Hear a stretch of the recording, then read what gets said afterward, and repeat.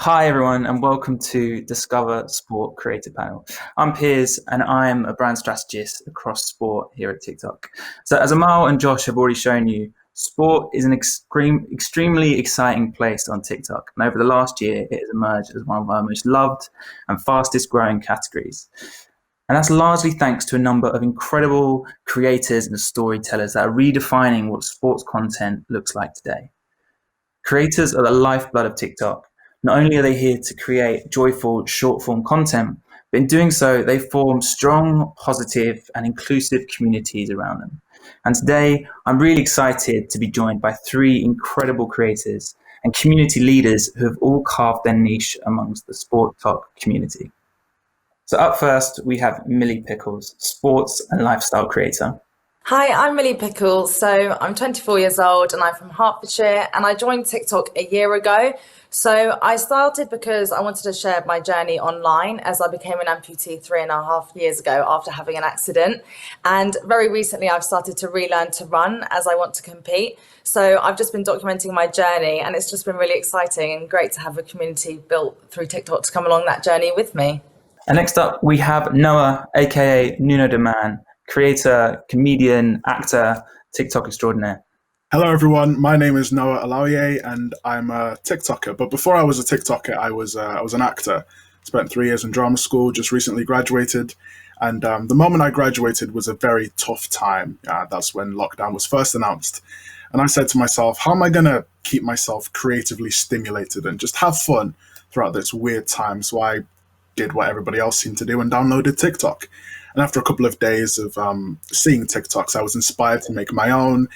And I started off making generic TikToks for a while, but then something clicked when I made one football video that still is one of my most popular videos to this day. And I was like, you know what? Let me just make this a niche. And I started making football related videos, funny skits, implementing my creative side, my acting side, using my degree to good use and making funny videos with that degree. And the rest is history. And I've enjoyed every moment of it. With Jamie Macdonald, a professional freestyle footballer. Hi, I'm Jamie. I'm 29 and I'm a professional football freestyler. Started off with the physical shows. Actually started off in car parks, kind of training on my own, anywhere and everywhere that I could. Did live shows, and years later, a friend of mine kind of gave me a tip off and said that TikTok was the next big thing. So I got in really in the early days, and I went in with an open mind, just kind of posting my standard content that I would do on other platforms and just seeing how it would take off. But then I started to notice that there's real power in the music and syncing my skills to the beats and giving stuff away through tutorials, simple step tutorials in an easy, functional format. And basically kept it up, kept consistent, and here we are. All of you are known for creating sports content. And as I mentioned before, sports content has blown up on the platform. We're moving into a year which is full of sport.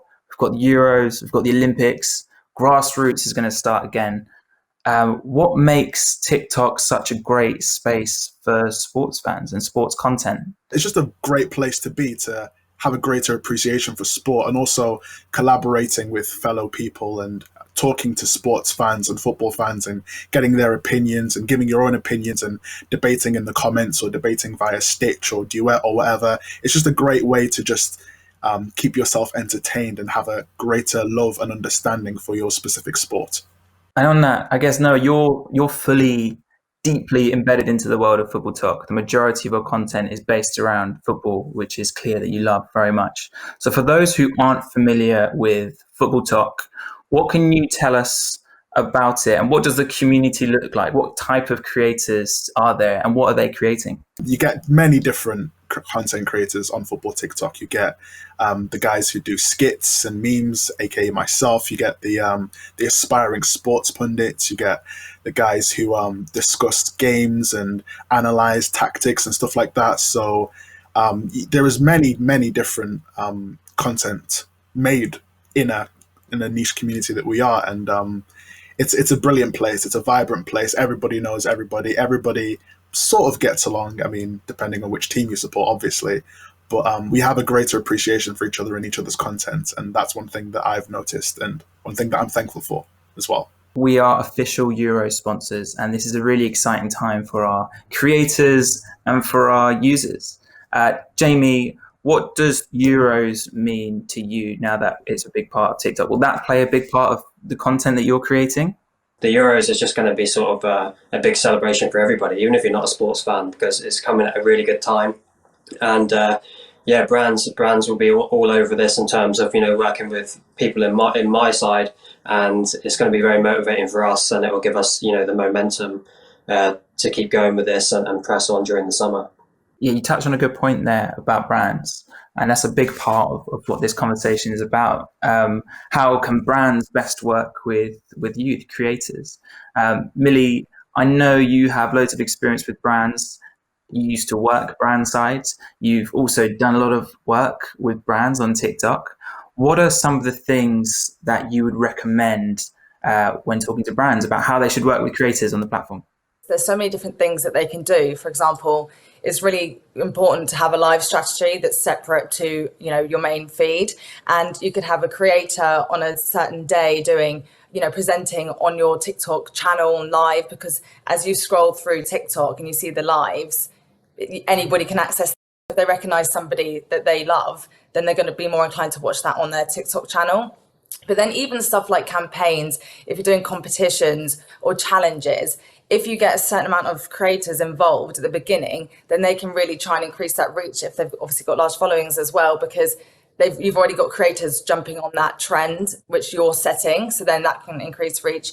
Also with like sounds, I think sounds are massively underrated. If, you know, brands were to create a certain sound for the Olympics, say, then a lot of creators will probably use that, and you can use sports creators again to start that. So I think having sports creators is so like pivotal in increasing reach and engagement for brands.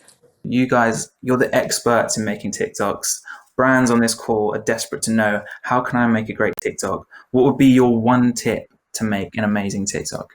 I would look at what's trending, like what's viral, like away from sports, because that's how I was able to make my living almost. I used there's a trend called mood killers, you know, where, you know, things happen to you that kill your mood. And I saw that trend and I was like, nobody's doing this for football teams. So I said, okay, what are some things that kill football teams supporters' moods? So like, say, Arsenal not winning anything, or Chelsea always, our strikers don't know how to score apparently, which is so sad. But things that kill football fans' moods for specific clubs. And that's how I was able to grow on TikTok in the football community. So finding things like that away from sports and making them sports orientated, and that's a winning formula. On the other platforms, I personally found from my perspective that I was searching for this perfection and I wasn't showing much of myself, whereas TikTok kind of embraces the total opposite, which is it's not about being perfect, it's about being you. And I think if you're going to do a campaign, I think you need to bring out people's, you know, true core selves, because I think a follower can notice when somebody's not being authentic. And because the barrier to entry has been lowered with TikTok and people can be more themselves, I think it's pretty obvious when people are out of whack or out of sync. For me, what's worked is trying to post 3+ times a day, doing around 10 seconds because I find that's optimum. And then storytelling. People love a story, whether it's, you know, start, middle and end. To take them along that journey is so important. So that, alongside educational posts. So if I am teaching someone something about me being an amputee, like putting my leg on, for example, people love it. They just love to learn things. And I think that's the amazing thing on TikTok. You can learn the most random things that you never even wanted to learn or knew about learning. And you just know, and you find it interesting. What would your advice be for brands working with creators or creating their own content about how they might be able to do storytelling through their TikTok? I think you can do it in so many different ways. If you have a compelling story, you can do it longer than 10 seconds. Like I've done one up to a minute before and it got 9 million views. So it completely depends on the story. And yeah, you can do it in different ways. You can be talking to the camera. You can do it as a voiceover. I found that really works for my audience. So all of you have worked with brands in the past on TikTok for TikTok campaigns. But as we know, lots of brands are new to TikTok. So what are some of the faux pas or your recommendations to how brands can work a bit better on TikTok? A big thing for me is creative license, you know, giving the creator the license to work with the product that you want them to advertise. And there are a couple of instances where I've been given a script of things to say. And I know I'm an actor and I like working with scripts, but it's nice to have, that creative license, give me something and say, okay, this is the main feel of what we want you to create, but ultimately the creative license is yours. So go out there and use your creativity. And when I see stuff like that, I'm like, okay, cool. So I have free reign. It's a bit scary, but I have free reign with this thing. They trust me enough with the product, and they believe in me as a creative, as a content creator, to use the skills that I have, that they've seen that I have, to help push their product. And that's one thing that's the advice that I'd give. Give the content creator creative license to create something with your product, rather than giving them a script or a list of things to say, I'd say. I think people forget that TikTok creators have grown big followings because they consistently create entertaining content. So there is, bring the creators in, let the creators almost be your creative directors and help you craft those ads on TikTok.